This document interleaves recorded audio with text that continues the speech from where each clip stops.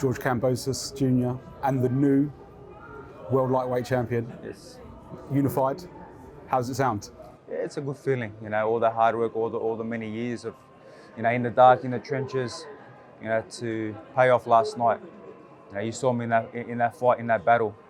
You know, I had everything, but no matter what, round by round, you know, I was going to still be there, and I was winning this fight by any means. I was ready to die in that ring last night, so it's a good feeling. You was confident mood all week. You backed up your words. You was never in doubt this moment was going to happen. Yes, you know, that focus and that vision was so strong, and I knew that when I stepped inside them ropes, you know, every stone was not left unturned because I put so much work into this. You know, I knew when I stepped in there, if it got tough or I had to be in the trenches, I was fully prepared. I put in the work, and you know, I really believed in myself. Many didn't, but the most important thing is I believed in myself, and I went in there round by round, dissected him, and took all his belts. Where's that mental toughness come from? I guess it's been deep rooted in you since you was a young boy. I don't know. I believe probably from my grandparents, you know, from my ancestors, you know, that lineage of Spartan warriors that we have. You know, I think it's from there. But I'm just that mental toughness that I have. I feel unbreakable. And like I said, you know, leading to this fight, 2 months ago I lost my grandfather, but I also had the birth of my third son. So I trained that night. If I wasn't going to be broken that night, what was he going to break me with? He could have hit me with the best shots, put me down. I was going to get back up no matter what. Let's talk about the fight. Sensational opening round. I guess you probably expected Teo to come out the blocks as he did, but with him being a little bit reckless, I guess that opened up an opening. You saw it, and you drilled him early. Yeah, we knew he was going to come out firing, and that was a lot of the psychological games to get him upset, get him angry, and I knew he would come crazy. And I just stayed calm, stayed composed, caught his shots, took a couple, but knew that the power wasn't gonna faze me. And I knew that he made that mistake when he stepped in a little bit too heavy. And I lined him up with a beautiful right hand, caught him clean, put him down. The fight changed. And like the great Customato said to Muhammad Ali when he fought Joe Frazier, when Muhammad Ali asked, how am I going to beat this guy? How can I beat this power punching machine? He goes, in the first round, hit him with the best right hand you have. Show him and get your respect straight away. And that's what my plan was, and that's what I did.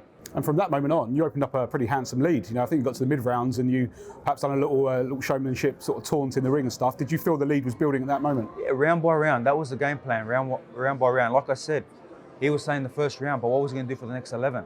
And I knew once that first round was done, I knew that I was just going to get Italia, keep picking away, keep grinding away, be in the trenches, and do whatever I had to do to win this fight. And you were in the trenches. 8, 9 and 10 were arguably Teo's best rounds. You did touchdown. Was you hurt at all at that moment? No, it was more a flash knockdown. I think I got a little bit too excited with the crowd, and I felt a sense that, you know, I was about to run him over and really put him to the sword. I thought I was picking him apart, and you know, that's a good learning curve too, where don't get too emotional. I got a little bit emotional at that stage, a little bit lost my composure, and that's when I got put down, got back up, said, okay, now I'm going to get back to the game plan. And the next 2 rounds I boxed unbelievable championship rounds, you know, and just cemented the victory. Yeah, the 11th round in particular was fascinating. Like you say, you know, coming off the back of a knockdown yourself, but you showed the heart of a champion, the grit of a champion, to spin the fight round again. Did you feel sort of maybe at the end of the 11th, you know, this was yours to lose at that stage? Well, I think when he put me down in round 10, I got up and he tried to finish me off, and I was still there throwing punches and still there. I think that psychologically destroyed him as well. I thought, this guy ain't going. This guy is here. What is he made of? What's inside Kambosos? Because he's still here.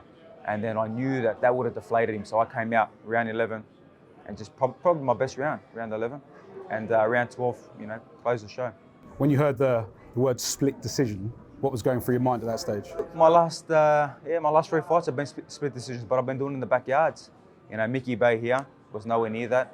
Lee Selby in London was nowhere near a split. And obviously this fight was nowhere near a split, but it was destiny, you know. It was part of my road. It was great to see the scenes with your father and the family and the rest of the team. What did you guys do to celebrate last night after? I know it was a late one when we got out of the arena, but... Yeah, I was in the hospital, just precautionary. I was fine. I know Teofimo was there as well. And just checked, so I just wanted to check my eyes, stitch my eye up, and that's it, ready to go after that. But by the time we got back, it was pretty late. I had some nice food and I went upstairs and just relaxed. You mentioned Teo there. He gatecrashed your interview after in the ring and said he thought he won 10-2. What's your response to that? I don't need to respond to that. You know, I mean, the whole world, look at the comments, look at what people are saying. It's delusional, but, you know, it is what it is. He'll look back at it and he'll say, okay, I was wrong there as well, because he lost a lot of fans from doing that.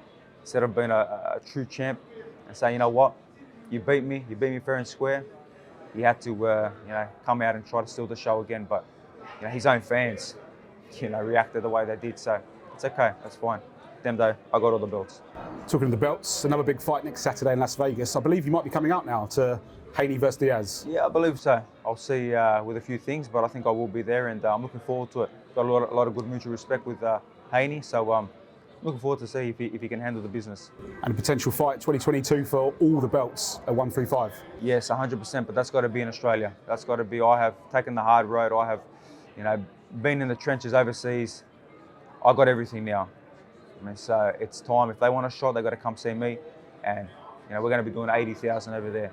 The Australians, the Greeks over there, the whole Australia's going to go crazy. So that's the plan. George, we've loved working with you at Matchroom for the last 2 fights, and we hope to work with you again. Congratulations again, and we hope to see you soon. Thank you. It's always a pleasure. Matchroom, and obviously Eddie Hearn and the Zone Boxing. I absolutely love it, and I'm always appreciative of being a part of what you guys are doing.